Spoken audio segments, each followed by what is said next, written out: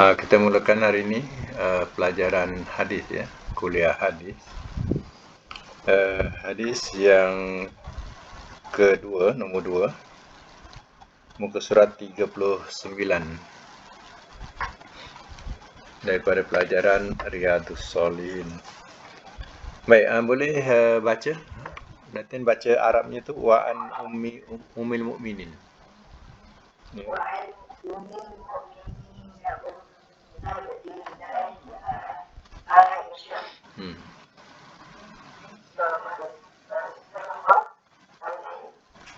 Radhiyallahu anhu.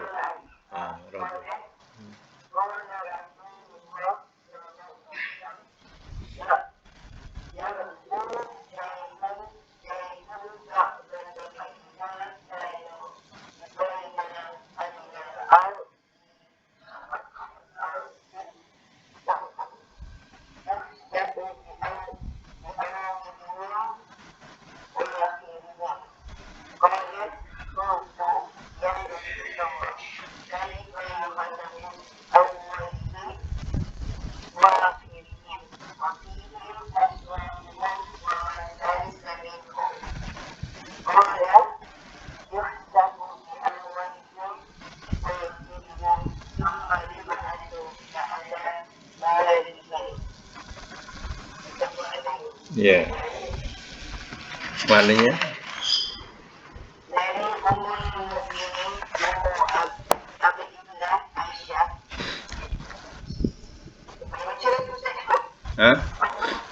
tak ada.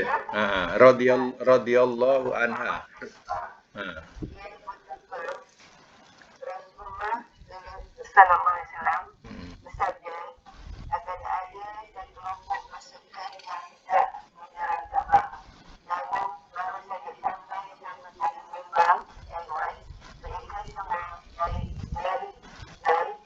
Dari mereka semua dari yang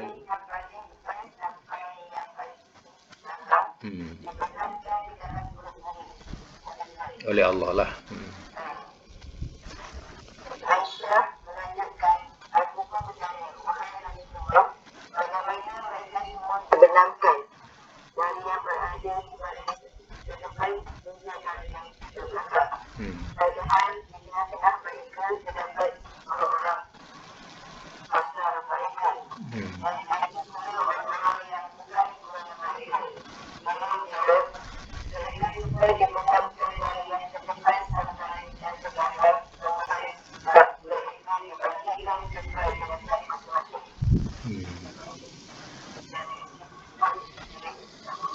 Ya, baik, saya masuk mula. Jadi ini ada satu cerita dalam hadis ini, iaitu berkaitan katanya ada sekelompok pasukan ni dia nak menyerang Kaabah, macam cerita Abraha lah dulu ya. Tapi ini akan datang ya, ada sekelompok ya manusia ni niat dia memang nak runtuhkan Kaabah, nak hancurkan Kaabah. Jadi ya, mereka katanya sampai di suatu tanah lapang, belum sampai lagi ke Kaabah ya. Daripada depan sampailah ke belakang ya, mereka semua ini dibenamkan, termasuk yang di pasar-pasar pun ya, semua dibenamkan ke dalam bumi. Jadi ya, diterangkan katanya mereka semua dibenamkan dari yang depan sampai belakang. Kemudian mereka akan dibangkitkan sesuai dengan niat masing-masing. Maksudnya apa? Yang baik ke, yang niat tak baik ke, semua dibenamkan sama. Sebab azab Allah itu merata. Ya, yang baik ke, yang jahat, semua akan terkena. Jadi ya, yang dinilai besok di akhirat. Mana yang baik dinilailah kepada kebaikannya. Mana yang jahat, maka dinilai dengan kejahatannya. Itulah yang disebut oleh hadis ini. Jadi artinya kita tak tahu, tapi ini gambaran Rasulullah. Sebab dulu Abraha pun niat macam tu. Dia niat memang nak meruntuhkan Kaabah. Tapi akhirnya mereka diserang oleh burung yang berduyun-duyun. Burung ini macam burung layang-layang. Begitu banyak, tapi bukan kosong. Mereka membawa senjata yang amat dibahayakan, yang paling membahayakan. Jadi mereka melontarkan batu-batu yang ada virus. Ada dia punya kuman. Bila kena batu saja, batu tu, kulit yang kena, badan yang kena, akan terus dimakan di ulat itu, sehinggalah tinggal tulang. Macam kita tengok cerita ikan piranha, makan daging. Kejap habis. Macam itulah. Kuman itu memakan begitu cepat, sehinggalah ka'asfin ma'kul, seperti daun kayu yang dimakan ulat. Mana kalau daun kayu dimakan ulat, tinggal apa? Tangkai dia. Tinggal dia punya urat-urat dia. Macam itulah keadaan tentera Abraha. Berlaku tentera Abraha. Jadi gambaran ini akan datang manusia memang itulah cita-cita mereka yang jahat. Mereka cita-citanya dia nak runtuhkan Kaabah. Dia nak hancurkan Kaabah. Tapi kesapian panjang umur, mereka akan melihat tentera yang dibenamkan oleh Allah Ta'ala ke dalam bumi. Baik, tengok kata bawah, kosa kata asing. Jaisun, sekelompok pasukan. Wallahu alam, siapa mereka itu?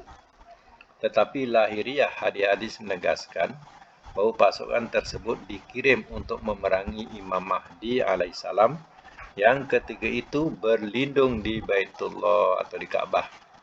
Katanya Imam Mahdi itu berlindung di Kaabah. Mereka nak bunuh atau nak memerangi Imam Mahdi ini. Mereka berasal daripada kalangan umat ini. Sebagaimana dinyatakan dalam hadis riwayat Imam Muslim, yang dimaksudkan bukan pasukan yang datang untuk merosak Kaabah. Kerana mereka bukan orang-orang Habsah.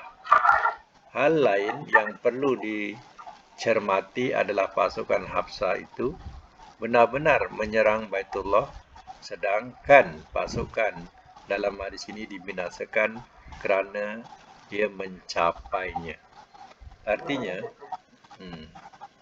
Artinya mereka target dia, mereka nak serang tentera Mahdi ini. Tapi tak secara langsung mereka sebenarnya pun akan nak membinasakan Kaabah itu sendiri. Al-Baidak. Baidak ni maknanya tanah lapang yang luas. Maksudnya, tiap tanah atau permukaan bumi yang tidak ditumbuhi sesuatu pun. Sebagai perawi mentafsirkan dengan tanah lapang yang terdapat di kota Madinah, iaitu suatu tempat yang terletak di antara kota Mekah dan Madinah, yang pelataran yang berada di depan Zulkhulaifah ke arah Mekah. Maknanya, antara perjalanan Mekah ke Madinah tu, sudah tentulah belum sampai kota Mekah tu memanglah ada tanah lapang. Jadi mereka akan berada di tanah lapang tu, berhimpun kat situ. Mereka akan bermesyuarat. Mereka akan berbincang dan berehat kat situ sebelum mereka meneruskan perjalanan. Jadi di situlah al-kisahnya, Allah benamkan tentera ini ataupun pasukan ini. Al-khosfu maknanya khosab, terbenam dalam perut bumi. Maka ini seperti yang terdapat dalam firman Allah. Wa khosabna bihi wa bidarah. Ya, maka kami benamkan dia iaitu Qarun bersama rumahnya. Ya, Qarun pun salah satu contoh bahawa Allah berkuasa membenamkan Qarun. Ya. Hmm. Membenamkan Qarun, ya. Hmm. Dan begitu juga firman-Nya, wa minhum man khasafna bil ardh. Ada yang kami benamkan ke dalam bumi. Ya, Quran Al-Ankabut ayat 40. Ya, di antara mereka ada yang kami benamkan ke bumi. Ya. Hmm.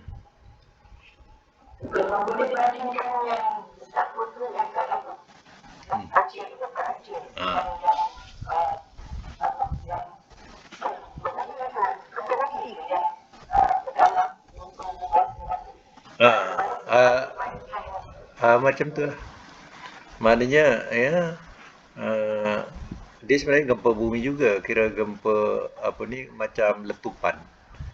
Letupan yang membawa lana tu terus membenamkan mereka. Ya. Kat mana dia itu ya? Lupa lah. Kat Indonesia. Sumatera. Hmm. Okay. Makassar. Makassar ke? Ya. Bukan ya. Jadi ya, itu maknanya dia sebenarnya ya itu daripada kadang berlaku gempa-gempa tak menjadikan sebagai tsunami. Ya, terkadang berlaku letupan, lahar itu mengalir. Ya, habis membenamkan kampung-kampung mereka. Ya. Ya, baru ni di Kota Damansara bergegar ya. Gempa bumi. Gempa baru ni dalam pukul sebelum pukul 10 ni. Ya. Dia orang mengadu dia punya meja goyang, dia punya apa goyang. Dia duduk pun bergoyang. Kota Damansara. Ya. Mana yang tinggi lah, tempat yang tinggi. Ya. Ya. Jadi itu apa lebihan, maknanya gegaran lebihan daripada luar kita punya Malaysia ni, mungkin di Indonesia kemungkinan. Berlaku di Indonesia. Jadi gegaran tu sampai ke Kota Damansara. Ya. Datin tak terasa kot. Ya, situ. Dia maknanya yang tinggi lah. Dia kata kawasan tinggi. Dia duduk bergegar. Ya, meja apa kipas pun yang terletak tu bergegar. Terasa lah goyang tu. Ya. Bermakna kuat lah. Mana gegaran kuat ni. Ya, sampai ke Malaysia pula. Ya. Jadi ya, dalam cerita mengenai balik kepada cerita ya, tentera ini, mana ada contoh-contoh sebelumnya yang mana umat yang Allah benamkan ke bumi. Ya, contohnya siapa? Qarun. Contohnya siapa yang diterbalikkan pun ada, seperti kaum Nabi Lut pun diterbalikkan ke bumi. Ya. Itu contoh-contoh dia. Kemudian perkataan aswaquhum, aswaq daripada perkataan suk. Ya, suk tu maknanya pasar. Jadi pasar-pasar mereka, aswaquhum ni jamak lah. Pasar-pasar mereka. Jadi orang pasar ni kiranya tak bersalah kan? Tak bersalah. Tapi dibenamkan juga. Sebab Allah punya azab tu merata. Ya. Jadi bergantung pada niat dia, baik ke tak baik, itu akan dihitung di hadapan Allah. Pasar mereka. Kata ini adalah bentuk jamak daripada perkataan sukun. Sukun, suk mana pasar. Adapun makna kata itu dalam hadis Aisyah radhiyallahu anha. Kalau Aisyah tu kita kena sebut radhiyallahu anha. Radhiyallahu anha. Kalau lelaki radhiyallahu anhu. Kalau perempuan ya. Radhiyallahu anha. Di atas adalah ya Kata itu dalam hadis Aisyah radhiyallahu anha di atas adalah orang yang berbelanja di pasar atau orang-orang biasa selain para penguasa. Maknanya orang biasa keluar masuk pasar, kan pasar ni tempat tumpuan orang mencari barang bahan makanan, ya. Dan nombor 5 pula. Yang bawahnya pula yub'asuna ala niyatihim. Ya, kelak mereka dibangkitkan sesuai dengan niat masing-masing. Kalau Allah tu depannya subhanahu wa ta'ala. Subhanahu wa ta'ala. Allah subhanahu wa ta'ala membangkitkan orang-orang yang dibinasakannya itu dari kubur-kubur mereka. Dan dia menghisap atau menimbang amal sesuai dengan tujuan perbuatan mereka. Hingga akhirnya mereka dibangkitkan sesuai dengan niat masing-masing. Dialah yang membedakan antara orang-orang yang dengki, orang-orang yang dipaksa, orang-orang yang berilmu, dan Ibnu Sabil, yaitu orang-orang yang berada dalam perjalanan. Ya. Baik, kandungan hadis.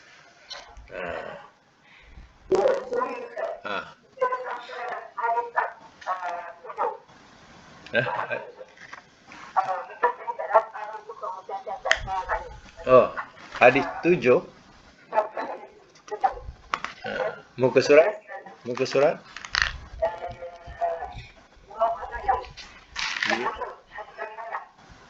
57 ya.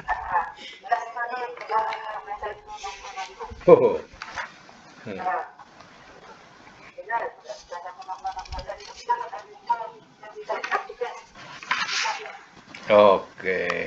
Jadi hadis nombor 8 lah. Okey. Datin baca.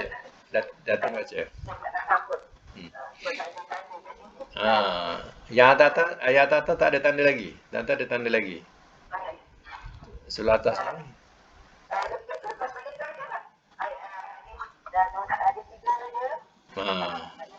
Lepas nombor 8 tu ada tanda-tanda lagi tak?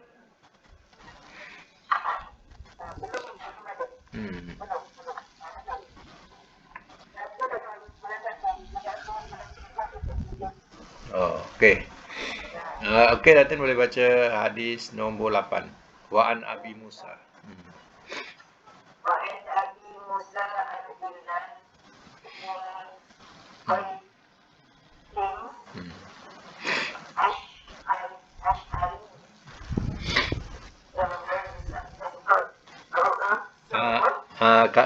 Yang mana? Asy'ari radhiyallahu anhu.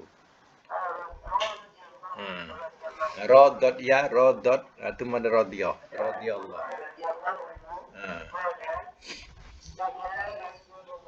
Sallallahu.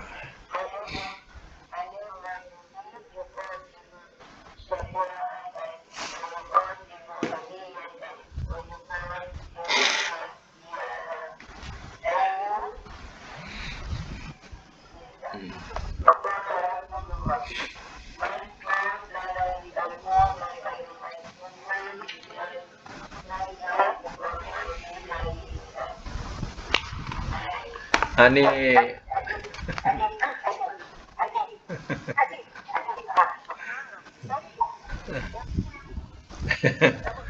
okey.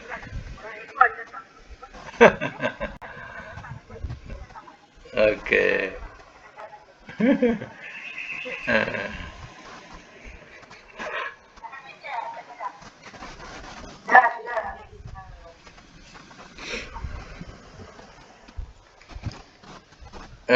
Sajadah tu ada rakaman dia tu, Datin.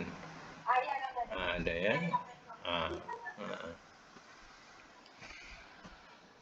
Okey, hadis muka surat 57 ya. Sambung Datin lagi, makna dia dari Abu Musa.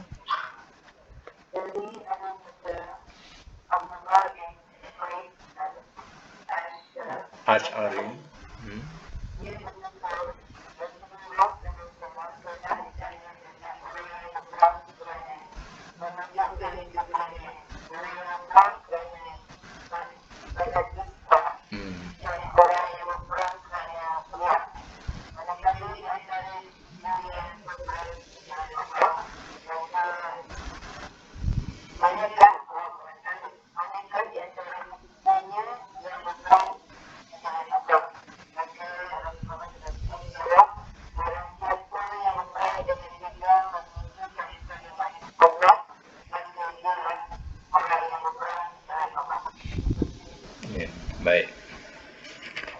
Hadis yang ke-8.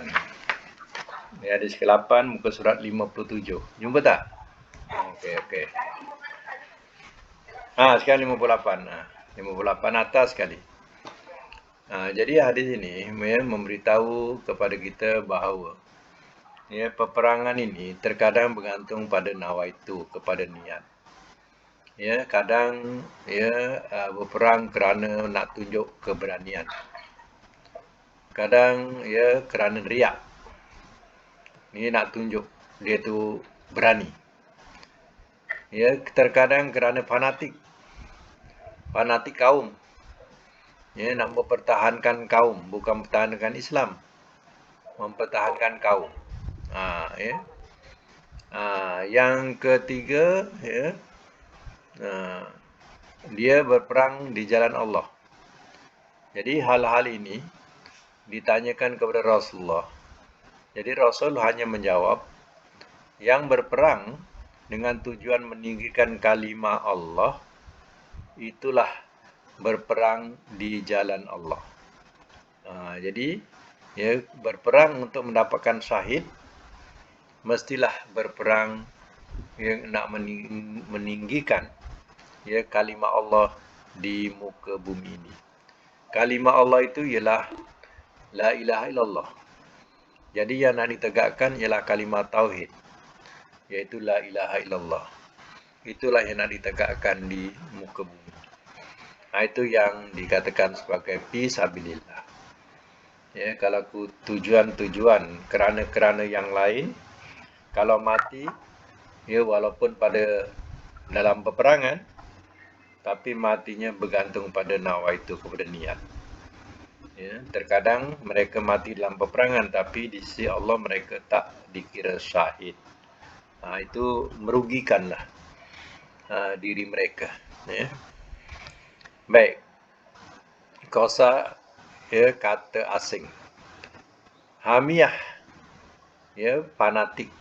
Di antara wujud sikap fanatik adalah semangat dan berupa dalam berjihad hanya untuk melindungi isteri, keluarga atau kerabat atau kaum. Yang macam itu namanya berperang fanatik. Disebut hamiyah.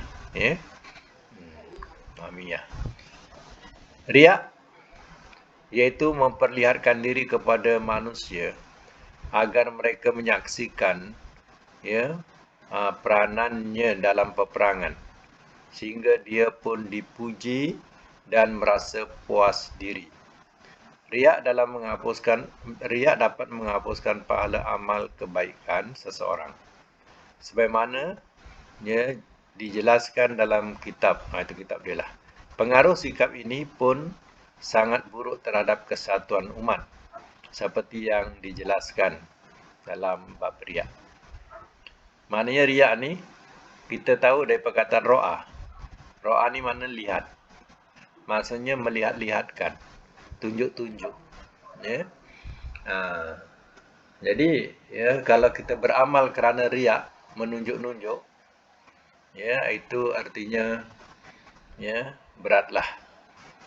Berat apa? Beratlah kita nak dapat pahala. Susah nak dapat pahala. Sebab riak itu membinasakan amal.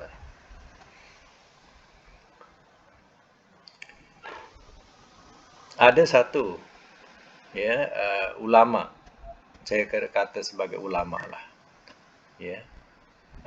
dalam penerangannya, kenapa kita berumrah kita perlu bawa handphone?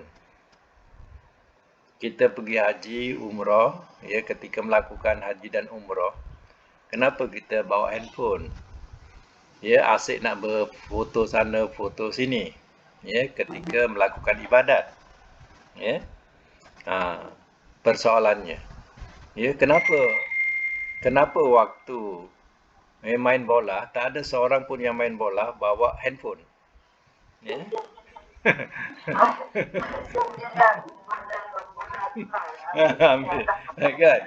Kenapa salah seorang yang pemain bola tak ada satu yang bawa handphone? Kenapa? Sebabnya masing-masing tertumpu kepada permainan, fokus kepada permainan. Begitu juga orang yang nak berhaji, nak beribadat, ya, dia kena fokus pada apa yang dia lakukan. Ya. Jadi tak perlu bawa handphone, tak perlu nak berfoto-foto ketika itu. Ya, sebabnya ia akan mengundang kepada perbuatan riak.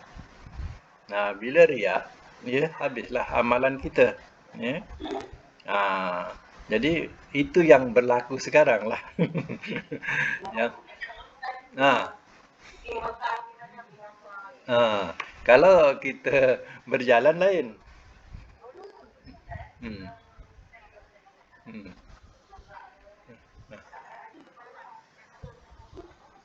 Ah, Kamil, tak boleh. Ah, Habis sambil umrah sambil dia selfie video kan. Jadi mana fokus dia pada Allah Taala? Tak ada. Ya. Adik munasabah. Saya kira logik lah dia cakap tu betul. Ya. Hmm. Jadi kita letaklah handphone kita dekat apa? Hotel kita dah lah letak. Tapi kalau kita waktu lawatan, tak apa. Lawatan keluar bukan ibadat, kan? Pergi luar tu tak apalah, bawalah. Ya, ambil gambar ke apa. Tapi waktu kita fokus tawaf, contohnya kan? Tak payahlah kita masa tu lah, ada berselfie lah, apalah, ya. Hmm. Itu. Hmm. Hmm.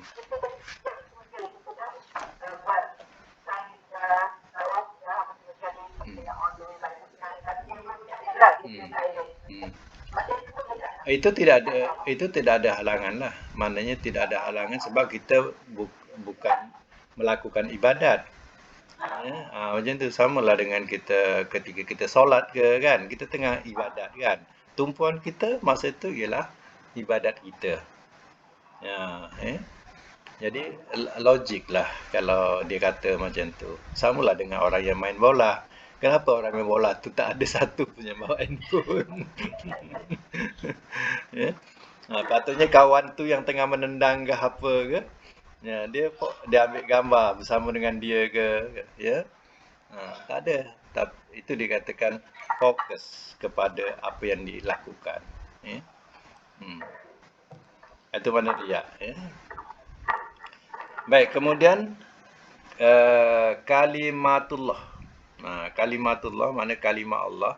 Salah satu tujuan jihad adalah berdakwah fi sabilillah, di jalan Allah. Yakni mengajak umat manusia kepada Islam. Jadi maksud kalimatullah di sini adalah agama Allah. Jadi menunjukkan bahawa peperangan yang boleh menjadikan seorang tu mati syahid kerana semata-mata nak menegakkan agama Allah. Itulah kalimat Allah. Ya. Nak menjadikan agama Allah itu diletakkan di muka bumi. Ya. Dalam beberapa riwayat, ya, seputar hadis, terdapat beberapa pertanyaan yang intinya menyebutkan 5 motivasi utama seseorang dalam berperang. Pertama, mencari ghanimah. Ghanimah ni mana harta rampasan perang. Ya. Kedua, menunjukkan keberanian. Ya. Ketiga, sikap riak. Keempat, melindungi diri sendiri. Dan kelima, kemarahan atau balas dendam. Jadi, ya, ini ada 5 ini. Ya. 5 alasan tersebut mengandung pujian sekaligus celaan. Oleh sebab itu, jawapan Rasulullah SAW tidak berupa penegasan tidak ataupun ya, tetapi beliau menjawab secara bijaksana dengan jawapan yang dapat menghilangkan, ya, kekacauan dan menambah pemahaman, sebagaimana sabdanya, ya, Rasulullah, ya, sabdanya, man qatala liyakuna kalimatullah yal ulya bahwa fi sabilillah. Barang siapa yang berperang dengan tujuan meninggikan kalimah Allah, maka dialah orang yang berperang di jalan Allah. Ya. Jadi kalau tengok ya, kalau ikutkan 5 ni, mencari ghanimah. Tujuan dia berperang kerana nak cari untung, keuntungan. Dapat harta rampasan perang yang banyak, macam tu. Menunjukkan keberanian, itu semua akan merosakkan. Sikap riak, melindungi diri sendiri, ya, balas dendam pun ada. Ya, tujuan dengan niat balas dendam. Ya. Itu pun semuanya akan merosakkan kita punya ganjaran. Baik, kita ulang sambung balik. Tidaklah disebut sabilillah di jalan Allah, melainkan apabila yang menjadi motivasi utama seseorang dalam berperang adalah meninggikan kalimah Allah, agar agama di dunia ini seluruhnya diperuntukkan kepadanya semata.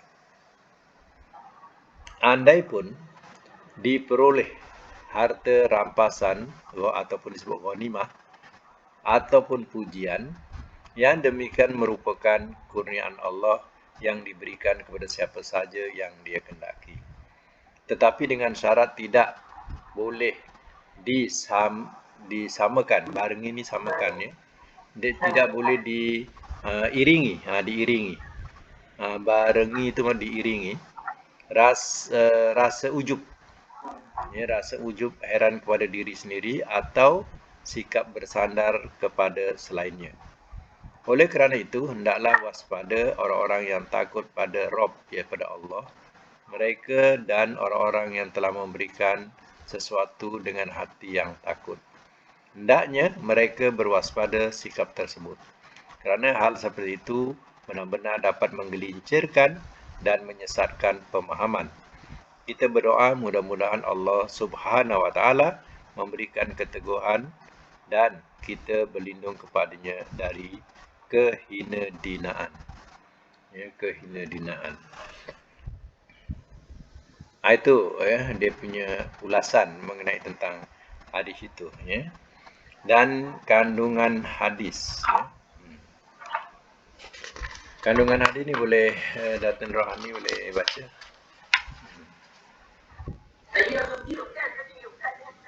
Boleh? Okey. Okey. Amal soleh.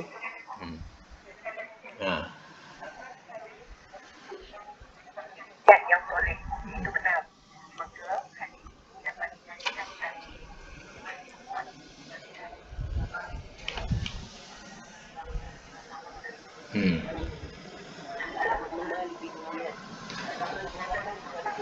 Baik, saya mak dulu. Jadi yang dimasukkan dijadikan syahid di sini jelas saksi ya. Syahid di sini maksudnya saksi untuk hadis, bukan yang mati syahid, bukan. Syahid ini adalah riwayat ya, riwayat yang menguatkan hadis ini. Macam tu ya. Adanya syahid, adanya saksi dalam hadis ini. Ya, innamal a'malu binniyat. Maknanya sesungguhnya tidak lain ya, tetap amal perbuatan itu bergantung kepada niat ya. Itu yang di hadis yang panjang ya, pada awal-awal pelajaran ya, iaitu mengenai tentang niat ya. Bagaimana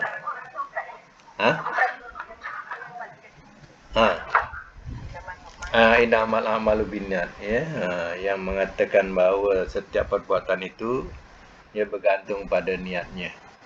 Barang siapa hijrah kepada Allah dan Rasulnya, maka dapatlah Allah dan Rasul. Barang siapa berhijrah ya kerana ya dunia, maka dapatlah dunianya. Barang siapa hijrah kerana mar'ah, iaitu perempuan, maka dia akan dapat menikahinya. Ya. Jadi ya, innamal a'malu binniyat ya. Maka semua tiap perbuatan itu dengan niat. Bergantunglah pada niatnya. Jadi niat yang baik ialah kalau bukan niat hijrah tadi kerana Allah dan Rasul, dapatlah ganjaran. Macam tu ya. Sebab itu macam berperang tadi, apa niat kamu? Ya, apa yang kamu niatkan? bukan kerana nak mempertahankan diri atau keluarga, tapi nak menegakkan kalimah Allah. Itu makna itulah yang berpahala. Ya. Baik, nombor seterusnya disunahkan. Bawa dia. Tak. Bawa dia. Bawa itu dah baca. Ha.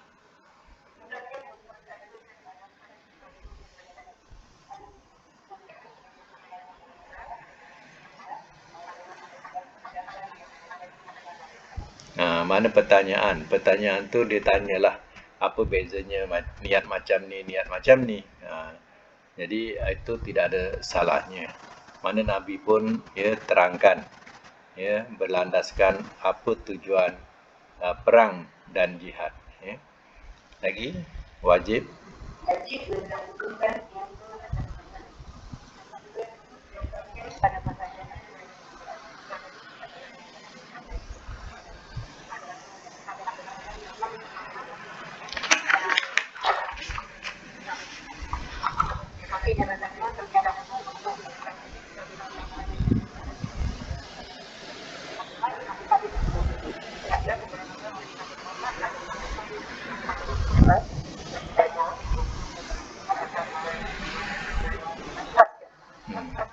Mewas-waskan diri.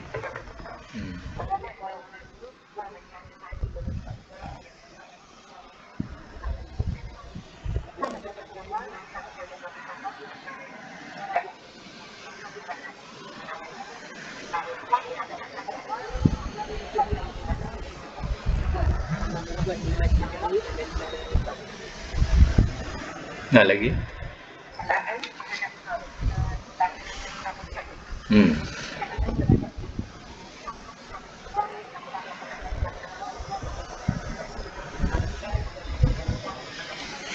Ya. Jadi begitulah kedudukannya. Jadi kita kena bersikap berwaspada. Berwaspada ni mana jaga diri. Supaya kita tidak terjerumus kepada hal-hal yang dikatakan benda itu bid'ah, kita katakan dia sunnah.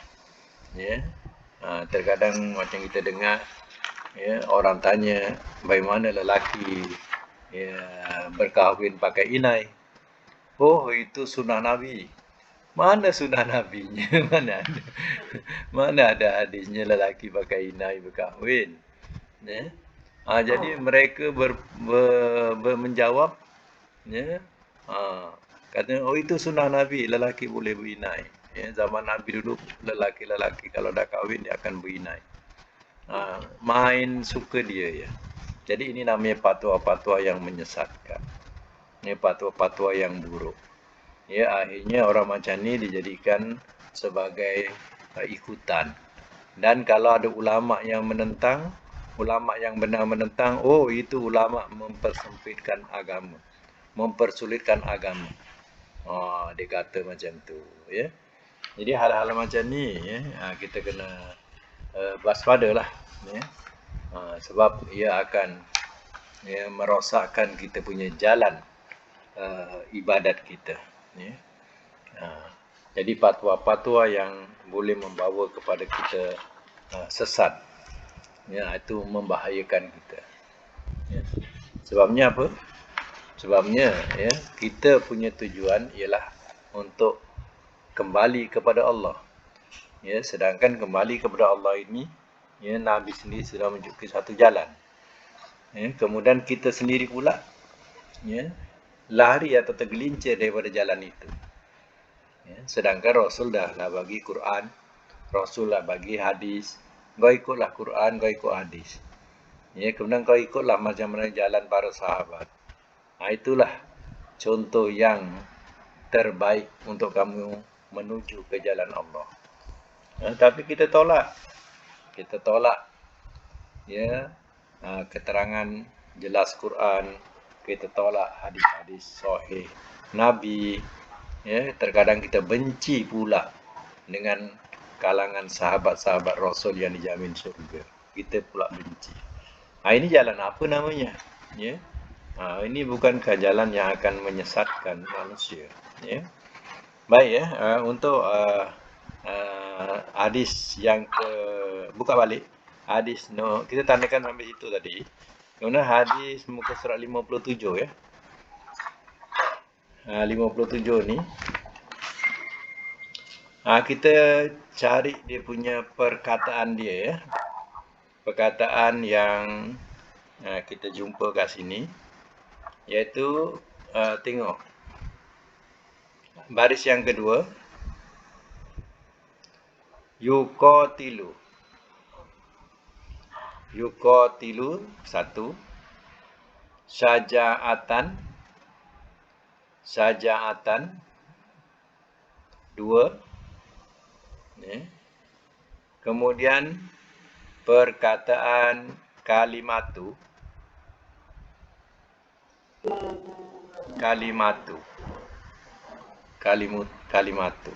ya.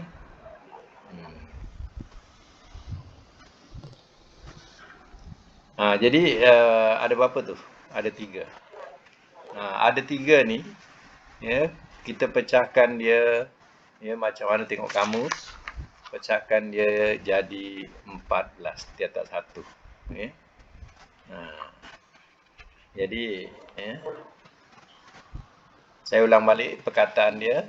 Pertama, yuqatilu. Kedua, syaja'ah. Ya. Ketiga, kalimatu. Ya.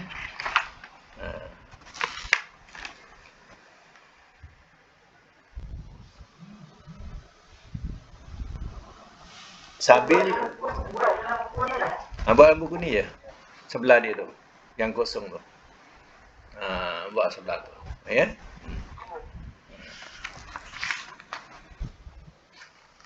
Okey, itu saja untuk hari ini punya kuliah. InsyaAllah. Yang hari tu punya apa?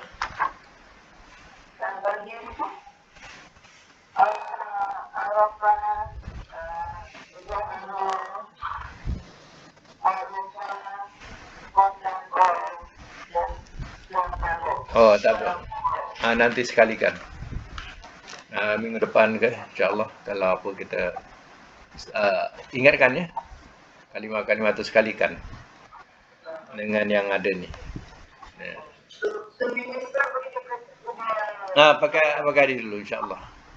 Kalau tak sampai buku tu, kita belajar hari dulu. Ya. Samalah. Okey. Okey, sadaqallahul azim wa sadaqa rasuluhul karim wa nahnu ala zalika minasyahidin wasyakirin. Allahumma arhamna bil Qur'an waj'alhu lana imama wa nura wa huda wa rahmah. Allahumma dzakirna minhu ma nasina wa 'allimna minhu ma jahilna.